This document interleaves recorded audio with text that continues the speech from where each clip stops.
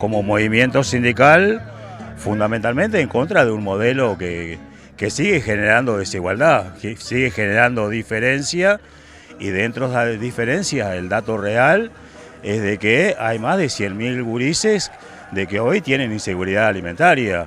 El dato de la realidad es de que hay, ¿verdad?, 30.000 familias que tienen inseguridad en la vivienda. Y esto no es un dato de la casualidad, sino que es producto, ¿verdad?, del desarrollo de una política de gobierno que tiene esa intención, que es favorecer al capital privado en desmedro de la sociedad uruguaya o de la inmensa mayoría. Bueno, las pautas hoy se manejan, ¿verdad?, una inflación proyectada entre un 13 y un 6%, el centro de banda se ubica en el 4,5%, y que a partir de esa realidad, ¿verdad?, lo que queda claro que hay alrededor de 60, 70.000 trabajadores que no van a recuperar el salario que perdieron a partir de las políticas salariales que se vienen aplicando. Hay datos, ¿verdad?, recientes en la que cuando termine este periodo de gobierno el crecimiento del salario va a ser cero. Entonces, en este sentido, ¿verdad?, estas políticas que se vienen llevando adelante están generando una condición desigual y por lo tanto es parte de lo que nosotros nos estamos movilizando en contra, ¿verdad?, de una reforma de la seguridad social, una reforma jubilatoria que en definitiva genera también condiciones desiguales. Sí, en realidad teníamos prevista la avenida Paysandú desde antes y el paro se cambió y nos tocó coincidir con la fecha del paro. Si no hubiéramos estado en la movilización a nivel nacional. Pero bueno, es claro que hay razones muy importantes que están defendiendo los trabajadores de ANCAP. Una es la voluntad ciudadana, el pueblo uruguayo, por lo menos en dos instancias con mucha contundencia, estableció la defensa de las empresas públicas, tanto en el año 92 como en el año 2003. 92 con más de un 70% y en un porcentaje parecido en el año 2003. En segundo lugar, porque se enfoca mal. El problema del cemento no es que sea público. El problema del cemento es que tuvo 60 años sin ninguna inversión. Entonces, cualquier actividad económica, la que sea pública o privada, si durante 60 años no tiene inversiones, después lo que generás es que tenés un rezago del punto de vista tan grande que para ponerlo en condiciones lo que hay que hacer es hacer esas inversiones. En parte se empezaron a hacer con los gobiernos del frente, pero no se culminaron. Entonces lo que está arriba de la mesa es culminar las inversiones para respetar la voluntad ciudadana. En segundo lugar, aparte de respetar la voluntad ciudadana, para defender la riqueza nacional. Uruguay tiene más de 10.000 millones de dólares en piedra caliza, que se ponen en riesgo cuando no industrializadas. Y tener una industria del cemento Portland rentable, eficiente, potente, porque lo público demuestra que es rentable y eficiente. O no tenemos los mejores bancos del país, no son los bancos del Estado, los que dan mejores condiciones y más ganancias. La mejor empresa de telecomunicaciones no es por distancia Antel, y es pública. ¿Por qué en el caso del Portland queremos colocar la tapa de que no hay ninguna posibilidad de que tenga márgenes de rentabilidad y eficacia? Bueno, y después hay un cuarto argumento, que es el siguiente.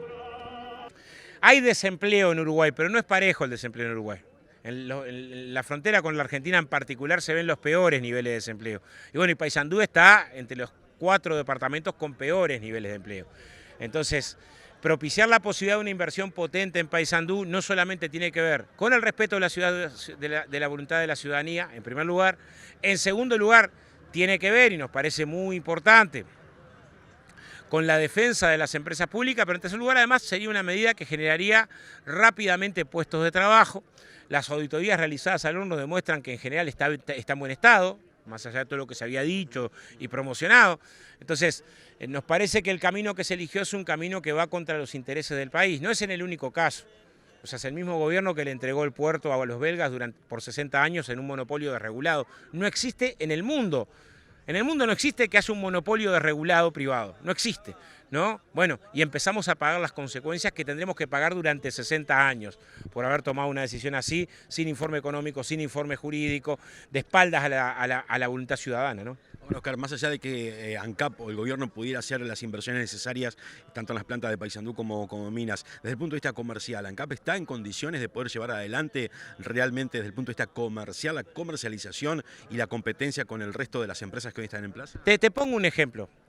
En el año 2020, el déficit de la cementera, con estas dificultades que tenemos de la trituración, de la cuestión semiseca en Minas y la falta del horno acá, fue de apenas 2 millones de dólares, ¿no? O sea, aún en estas condiciones llegamos a cerrar un año casi en equilibrio, ¿no? Es sobrada las razones de que si vos vas a todos los estudios técnicos de los propios ingenieros dan que con las obras producirías el doble de cemento Portland, tendrías condiciones no solamente para equilibrar la cuenta, sino para generar rentabilidad. Claro, que en principio tendría que ver con que esa rentabilidad tuviera posibilidades de absorber lo que es la inversión. Pero además que tenemos, a ver, para los caminos rurales, ¿no es importante el proceso de Portland en el sentido de trabajar con distintos tipos de alternativas que permitan, sobre un tema que es sustancial para el país como la caminaría rural? O sea, hay como distintas variedades de cemento que hay que colocar arriba de la mesa, que en su momento el director del Frente Amplio colocó a los efectos de propuestas que permitirían no solamente pensar en salvar el Portland, sino que el Portland fuera una locomotora para el desarrollo. Y bueno, creo que el reclamo que están haciendo los compañeros es un reclamo legítimo. Ustedes dicen que es privatización, el gobierno dice que es asociación.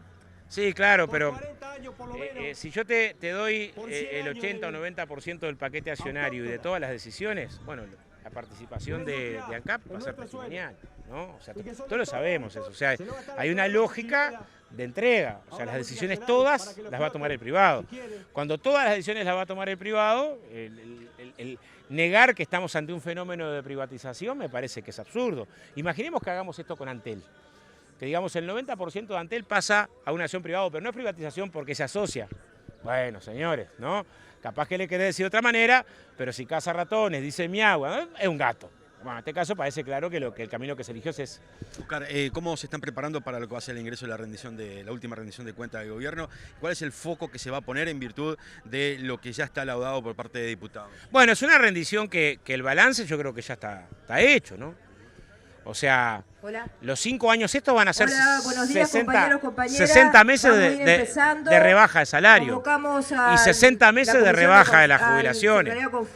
Algunos trabajadores quizás lo rescaten antes, pero ese es el resultado que tenemos con respecto de más niños pobres en un país que tuvo un récord de crecimiento el año pasado en las exportaciones.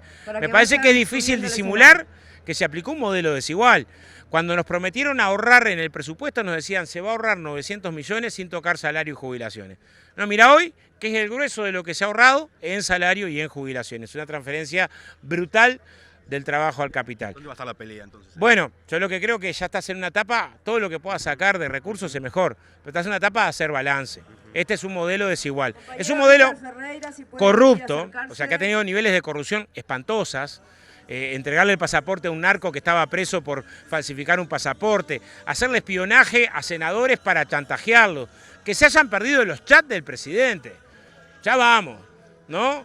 El presidente pone al frente de la Secretaría de Presidente a alguien con 35 anotaciones, 2 procesamientos y se pierden justo esos chats. Pide reserva para los chats y después los pierde. ¿No? O sea, no parece ser, es muy turbio el fenómeno que tenemos. Entregas de vivienda a dedo en viviendas para personas con discapacidad que se entregaron a militantes con alta renta. O sea, hay tanta vergüenza en algunas de las cosas que han pasado que creo que no resisten análisis. Senadores que han tenido que ser desaforados por perversidades con niños. O sea, uno mira, ¿no? Y dice, bueno, tenés una situación atrás de otra que golpea, ¿no? Bueno, la rendición de cuentas es en ese contexto, no en otro, por más que lo quieran disimular. Nosotros tuvimos 3 años discutiendo, se habían comprado llores con la tarjeta corporativa. Algunas de estas cosas, a veces, increíblemente, pasan un par de semanas y no se conversa mucho más. Bueno, tenemos que hacer centro en lo que creo que está en el centro. Este es un gobierno que ha recortado derechos, es un gobierno que ha promovido desigualdad y es un gobierno que ha entregado soberanía. El caso más claro es el del puerto, pero no el único. En varias áreas económicas del Estado se entrega soberanía. Que el Internet, que era monopolio de Antel, ahora sea para los canales privados, bueno, en realidad es un enorme negocio para los canales privados.